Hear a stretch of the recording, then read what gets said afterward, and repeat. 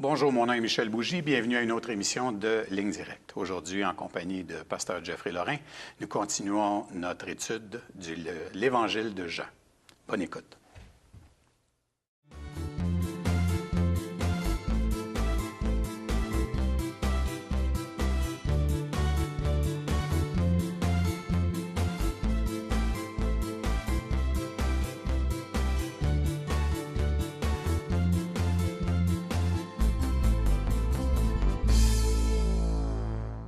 Alors, bonjour, Pasteur Jeff. Bonjour, Michel. Alors, en commençant cette émission, je vais te demander de prier pour les autorités. Seigneur, encore une fois, nous te demandons de bénir nos autorités civiles afin que nous menions une vie paisible et tranquille. En toute piété devant toi, Seigneur Dieu, sauveur de tous les hommes, toi qui désires que tous les hommes soient sauvés et parviennent à la vérité. Donc, en même temps, on prie que cette émission, Seigneur Dieu, tu puisses nous accorder justement ta vérité, ta parole qui est la vérité. Et que l'Esprit de Dieu puisse vraiment nous diriger dans la méditation des Écritures ici dans l'Évangile de Jean. Bénis-nous, Seigneur Dieu, par ta parole qui est la vérité. Puisses-tu utiliser cette émission pour répondre aux besoins et à des questions que nos éditeurs ont afin de rendre vraiment cette émission personnelle entre toi et eux. Encore une fois, merci d'avance, Père, au nom de Jésus. Amen. Amen. Alors, la dernière fois, on avait vu l'eau transformée en vin au début du chapitre 2 de Jean. Et là, Jésus part de Cana, près de Nazareth, et il descend, j'imagine, à Jérusalem. Il monte. Il monte. Ah oui, c'est vrai. Jérusalem, c'est le haut point. Okay. C'est ça, parce que même si, normalement, géographiquement, dans notre manière de parler, nous, il descendrait à Jérusalem parce que Nazareth est plus au nord. C'est ça. Mais le problème, c'est que l'expression « monter à Jérusalem », c'est que Jérusalem est sur une chaîne de montagnes. Et peu importe d'où on vient, on parle toujours de monter à Jérusalem ou descendre de Jérusalem. Et les psaumes montants consistaient dans les certaines fêtes qu'on donnait, et les psaumes descendants.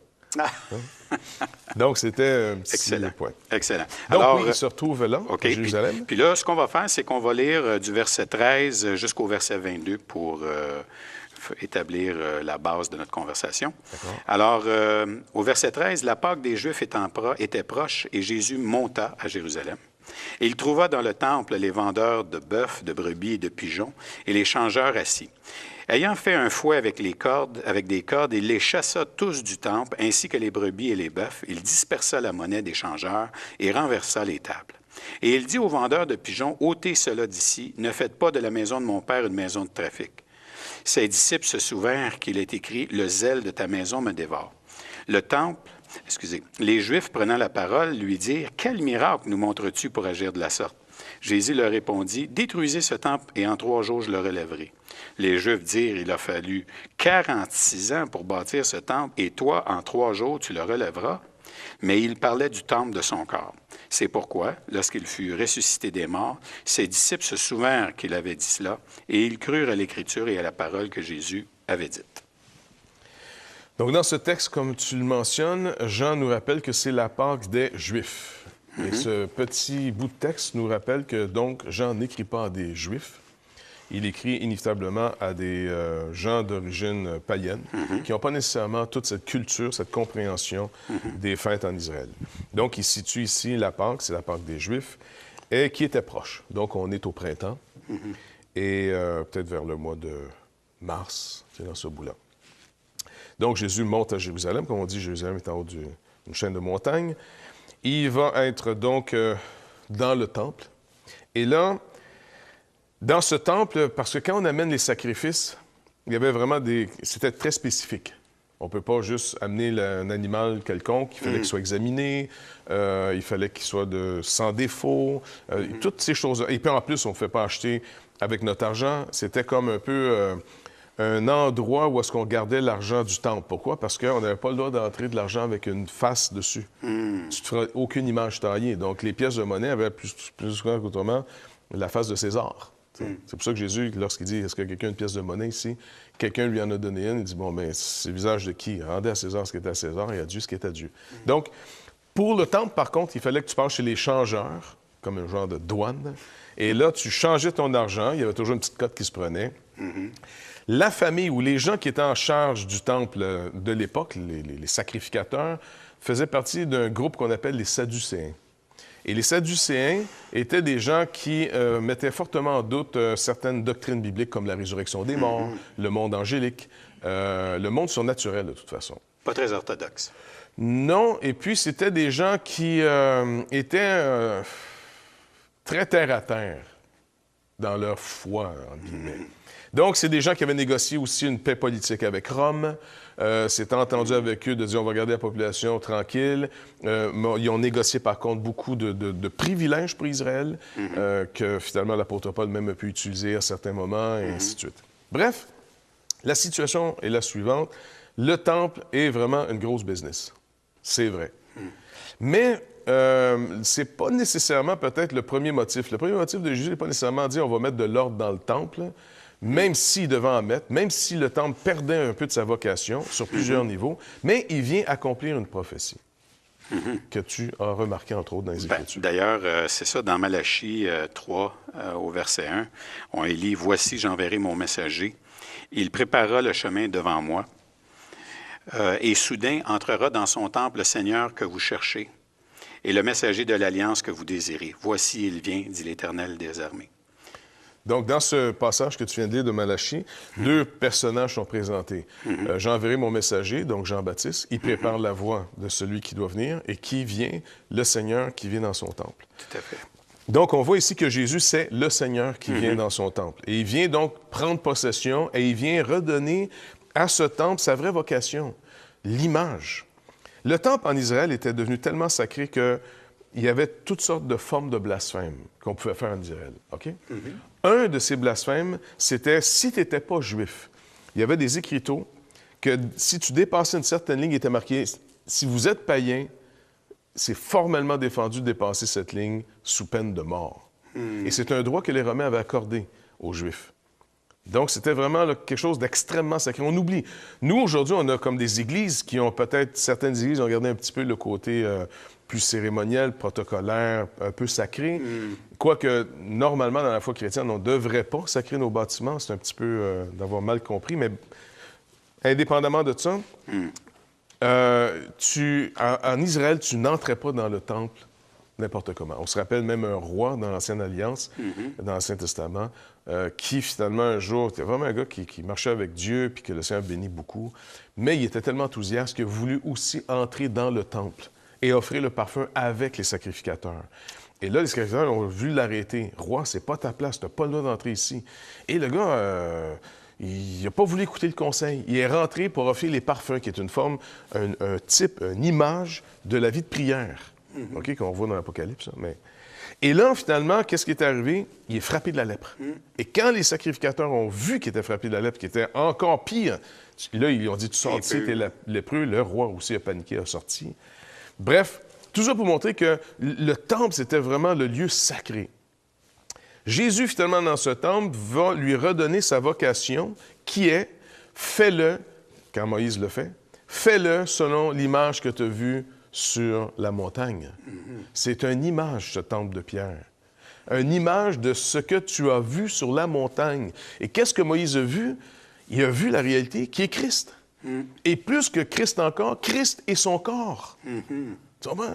Et là, finalement, cette vocation du temple de pierre est arrivée à son terme, car le véritable temple est là. Est là. Le Seigneur qui vient dans son temple est là, et il vient lui-même comme étant le temple. Le Seigneur vient par Jésus, finalement, nous rencontrer. Et là, c'est pour ça qu'il fait un genre de nettoyage général pour dire, vous avez fait une caverne de voleurs. Donc, en d'autres mots, les Zélotes en avaient même transformé, parce que le lieu qui était réservé pour les nations, pour les païens, les Zélotes l'avaient carrément possédé pour en faire un temple nationaliste. C'est récupéré par tout le monde, ce temple. Exactement. Et là, on passait complètement à côté, finalement, de la vocation de ce temple. Jésus va lui redonner sa vraie vocation, et c'est pour ça qu'il va dire, détruisez ce temple. Il va être plus tard faussement accusé par des faux témoins, en disant, on l'a entendu dire qu'il était pour détruire ce temple. Jésus n'a jamais dit que lui détruirait ce temple. Il dit, vous détruisez-le. Détruisez ce temple et je le relèverai en 3 jours. Ils se sont même servis de cette phrase-là avec Étienne. Exactement, parce qu'Étienne lui-même disait, le temple, les gars, c'était une image, la réalité est venue, c'est Jésus-Christ, c'est fini. Et puis là, il a été accusé de blasphème et il a été lapidé sur ça. Tout à fait. Donc, c'était pas n'importe quoi. C'est pour ça qu'il faut se remettre absolument dans ce contexte. Le temple, là, ça faisait partie des lieux sacrés du monde. Dans le fond, la vie en Israël tenait sur le temple. Exactement. Ce qui se passait là sur... C'est le temple. Et puis, il y avait des dîmes qui se prélevaient du monde entier. Et ça, encore une autre chose que les Sadducéens puis les gens du temple avaient négocié avec les Romains, que l'argent que normalement César récoltait pour lui, une partie allait pour le temple de Jérusalem. Donc, on oublie l'impact. Ici, Jésus rentre. Et ça, on remarque qu'il n'est pas accusé de vandalisme. Non. On lui dit plutôt, mais quel signe ou quel miracle nous montres-tu pour agir de la sorte? En d'autres mots, les autres évangiles vont dire, au nom de qui tu fais ça? De quelle autorité tu fais cette chose-là? Et c'est là que le Seigneur leur dit, détruisez ce temple. Ici qu'ils vont le détruire. Il est destiné à mourir, Ésaïe 53. Mais les disciples eux-mêmes ne comprennent pas. Parce que c'est sûr que dans le langage de Jésus, il ne parle plus du temple de Pierre. Il parle de son corps. Parce que c'est ce qu'il va donner comme explication. Jean nous dit, c'est pourquoi lorsqu'il fut ressuscité, verset 22, des morts, ses disciples se souvinrent qu'il avait dit cela, et ils crurent à l'Écriture, et à la parole que Jésus avait dite. Deux choses ici importantes pour les disciples. Les Écritures ne se comprennent que dans l'explication que Jésus va donner. Parce que les Écritures, c'est une chose, mais qui va me donner la clé d'herméneutique? Qui va me donner la clé de compréhension? Beaucoup de ces Écritures de l'Ancien Testament ne se comprennent pas si Jésus n'est pas là. C'est pour ça que Jean, dans l'Apocalypse, lorsqu'il voit ce rouleau, qui est scellé. Et personne ne pouvait l'ouvrir, ni dans le ciel, ni sur la terre, ni sous la terre. Et il dit qu'il a pleuré. C'est comme s'il était... Il est scellé, il n'est pas comprenable. Il y a quelque chose qui nous manque, jusqu'à ce que l'ange dit, faites-en pas, le rejetons finalement. T'sais. Jésus est la clé. C'est pour ça qu'après sa résurrection, le Seigneur Jésus-Christ, avec les disciples qui marchaient sur la route d'Emmaüs, leur expliqua tout ce qui le concernait dans toutes les Écritures. Jésus est la clé des Écritures. Et on va s'arrêter là-dessus, et quand on va reprendre, justement, on va reprendre exactement là. Alors, restez avec nous, et nous serons de retour tout de suite après la pause.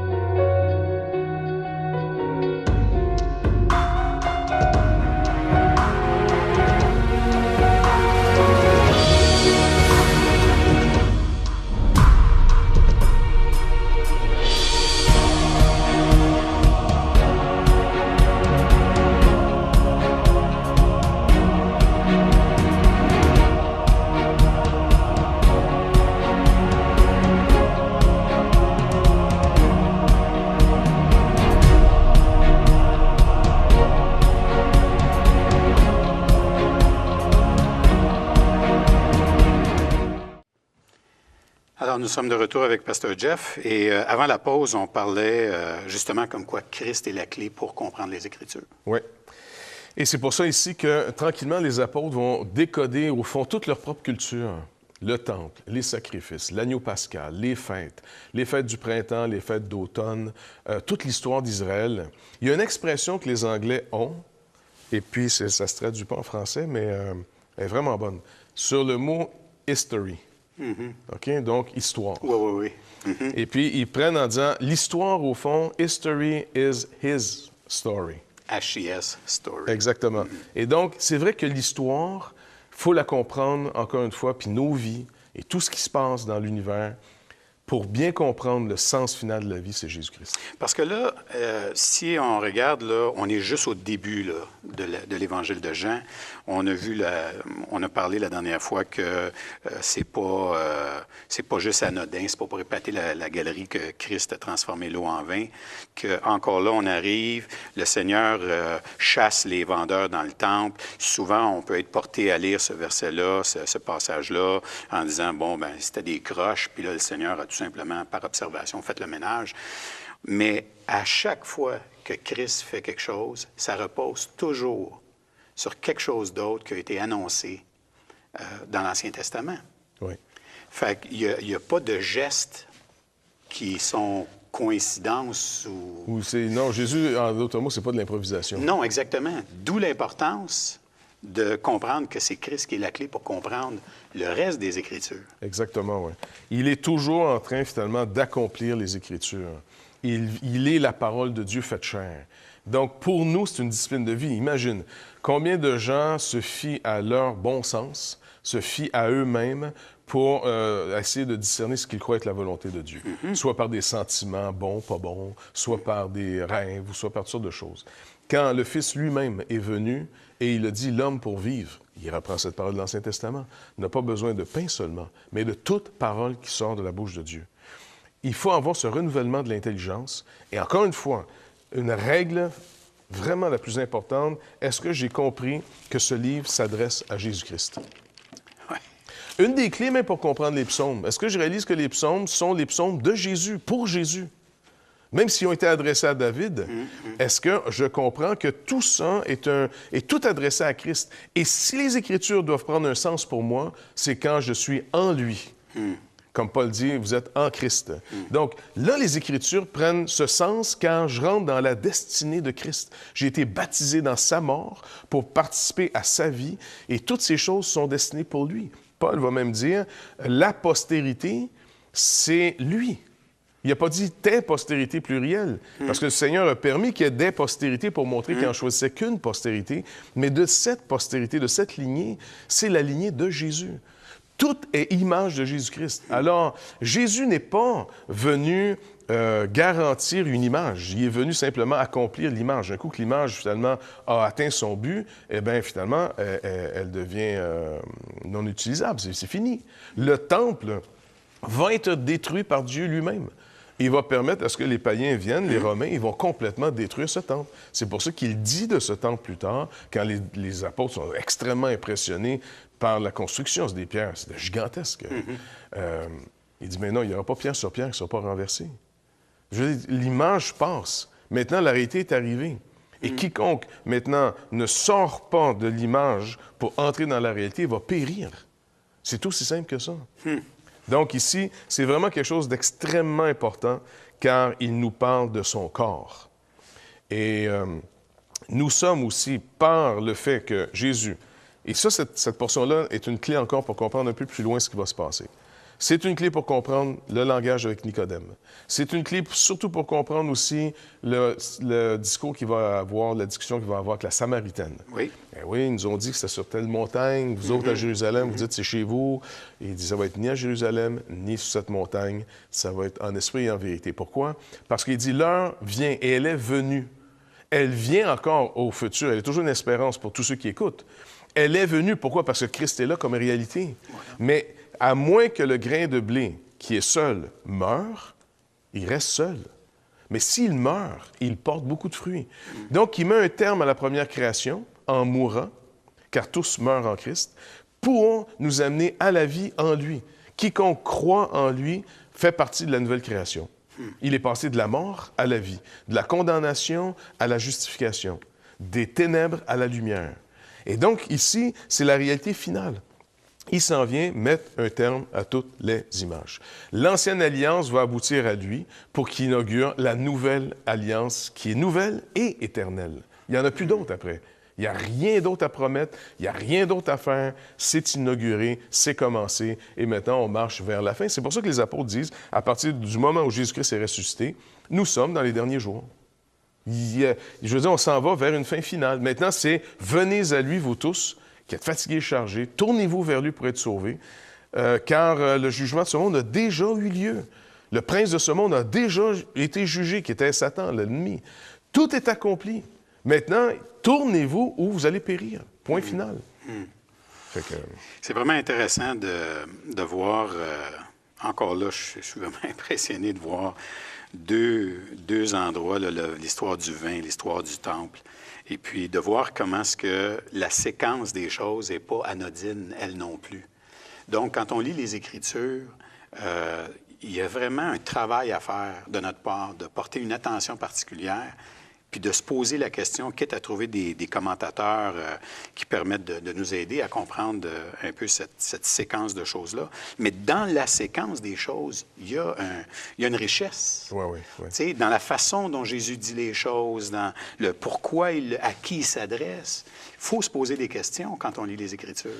Et c'est pour ça qu'il y a comme deux manières. Il y a une manière assez classique, mais que des hommes comme Luther ont disqualifiée, on appelle finalement la Lectio Divina. OK? Puis j'ai même vu dernièrement un livre qui est publié, qui remet de l'avant finalement cette fameuse Lectio Divina. Lecture de la parole de Dieu, méditation des Écritures, réfléchir sur les ponts, oratio, qui est la prière, demander à Dieu, pour, dans cette vie, essayer d'arriver à une contemplation devant Dieu. Pardon. Je suis pas sûr que c'est vraiment le chemin, parce que j'ai l'impression que si on commence avec l'étude de la parole de Dieu, on oublie un élément. On n'approche pas la parole de Dieu comme un livre philosophique. Il faut vraiment l'approcher comme étant la parole que Dieu nous adresse. Donc, plutôt que de l'approcher par nous-mêmes, parce qu'on ne s'en rend pas compte que si on l'approche juste pour essayer de la comprendre par nous-mêmes, on se fie à notre propre compréhension, notre capacité de comprendre. Mais si on l'approche d'abord par la prière, Luther a eu une bonne formule. Il dit, plutôt que de commencer par l'étude de la parole, commence par la prière. Demande à Dieu qui t'adresse la parole. Après, médite cette parole. Et troisièmement, tu vas être mis à l'épreuve. Non pas toi toutefois, mais la parole que tu auras entendue. Et tu vas découvrir que cette parole que Dieu t'adresse est fiable, car celui qui l'a dit ne peut pas te mentir. Et ça produit une vie chrétienne saine et normale. L'autre, il y a un danger où on tombe d'un côté de la route du rationalisme, j'essaie de tout comprendre par ma tête et il faut que ça rentre dans ma boîte, ou bien je tombe dans le mysticisme. J'essaie d'entrer dans une forme de vie par le jeûne, la prière, par toutes sortes d'exercices spirituels, d'aller dans un genre de contemplation de Dieu, le mysticisme. Et les deux ne sont pas du tout la voie du Seigneur. Vraiment, la voie du Seigneur, c'est demande cette parole. Car ne t'appuie pas sur ta propre sagesse, mais reconnais-le dans toutes tes voies. Il va aplanir ton sentier. Il nous demande de dire, OK, Seigneur, je m'approche devant toi pour que tu t'adresses à moi. Adresse-moi ta parole. Après ça, je vais donner mon attention pour essayer de la comprendre. Et si je la saisis, je ne dois pas être surpris que cette parole va être mise à l'épreuve. Par mes épreuves, Romains chapitre 5, Jacques chapitre 1, pour purifier ma foi. Purifier de mes conceptions, de mes idées, que j'ai pollué la parole de Dieu. La parole de Dieu, c'est de l'or. Plus tu la mets au feu, plus l'or reste or, mais tout ce qui n'était pas or périt. Donc, toutes mes idées vont périr dans l'épreuve, mais la parole de Dieu demeure. Et encore une fois, qu'est-ce qu'elle révèle, cette parole de Dieu? La fidélité de Dieu. Elle révèle quoi encore? Elle révèle Jésus-Christ, mon point d'ancrage. Jésus-Christ est la clé des Écritures. Si on l'enlève, toute la structure fait plus de sens. Il est vraiment la pierre de coin, la pierre, tu sais, vraiment de voûte, il tient tout.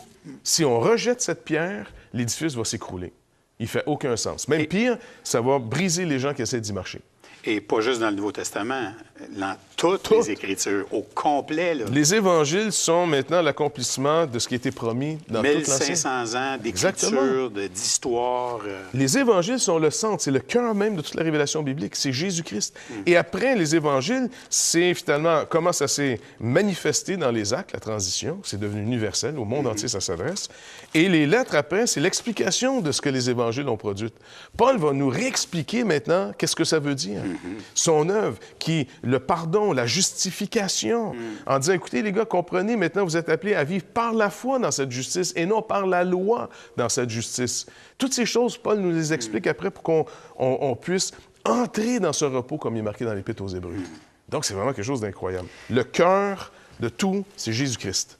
Celui qui honore le Fils, honore le Père. Celui qui a reçu les paroles du Fils a vraiment reçu la parole de Dieu. Je pense que, en tout cas, personnellement, je ne sais pas nos auditeurs, mais on ne veut pas manquer cette série sur Jean. Je pense que vraiment, ça va être vraiment extraordinaire. Et dans les prochaines émissions, on va poursuivre, on va rencontrer des personnages, on va rencontrer Nicodème, on va rencontrer la Samaritaine. Alors, ça va vraiment être un temps béni. Alors, merci beaucoup d'avoir été avec nous aujourd'hui. Si vous voulez voir nos émissions en archive, vous pouvez toujours aller sur toutchrétien.com ou sur labibleparle.com. Alors, merci d'avoir été avec nous et à la prochaine.